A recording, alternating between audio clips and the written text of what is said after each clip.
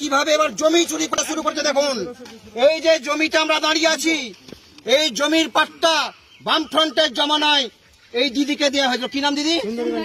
সুন্দরী মান্ডি আর এনার স্বামী হাপনা মান্ডি, দুজনের নামে এই জমি পাট্টা দিয়েছিল বামফ্রন্ট সরকার। আজকে তৃণমূলের জমানায় সেই গরিব মানুষের জমি কেড়ে নিতে চলেছে। এই জমিতে ওরা নাকি হাসপাতাল করবে। দেখুন, হাসপাতাল করতে কোনো অসুবিধা নেই, কিন্তু গরিব মানুষের জমি কেড়ে নিয়ে যদি হাসপাতাল হয় তাহলে আমরা একত্রিত হয়ে লড়বো তৃণমূলের চোরেদের বিরুদ্ধে। থানায় যাব, কোর্টে যাব, যা যা করতে হয় করবো। কোন গরিব মানুষের জমি কাটা চলবে না। সকলে একসঙ্গে বলুন, ইনকিলাব জিন্দাবাদ, ইনকিলাব জিন্দাবাদ, সারা ভারত খেত মজুর ইউনিয়ন জিন্দাবাদ। ওই চাকরি চোর, জমি চোর, তৃণমূল হুঁশিয়ার, ইনকিলাব জিন্দাবাদ। গরিব মানুষের জমি কেড়ে নেওয়া চলবে না।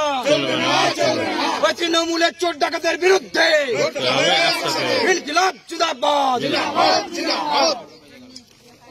তাহলে যেটা বলছি শোনো সকলে, যত বড় নেতা হোক, যত বড় মন্ত্রী হোক, এমনকি বলছি ওই কেন্দ্রের মোদী হোক বা রাজ্যের মমতা, এই জমি যদি আপনাদের কেড়ে নিতে আসে একত্রিত ভাবে বেরোবেন।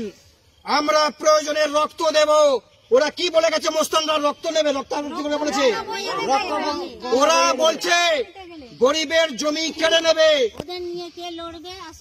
যদি কেউ বাধা দেয় তাহলে তাদের নাকি রক্তের গঙ্গা বইয়ে দেবে। আমরা বলছি তোরা কত রক্ত নিতে পারিস আমরাও দেখে নেব, বুঝে নেব তোদেরকে। গরিবের জমি কেড়ে নিতে দিচ্ছি না। আগামী দিন এটা নিয়ে আমরা বিরাট আন্দোলনে নামবো। সকলে আপনারা একত্রিত ভাবে থাকবেন, একা আসবেন না। ওই চোরেদের এত সাহস হয়নি যে আপনাদের অধিকার ছিনিয়ে নেয়। ঠিক আছে, ঠিক আছে দাদা, চলে যাচ্ছ? ঠিক আছে।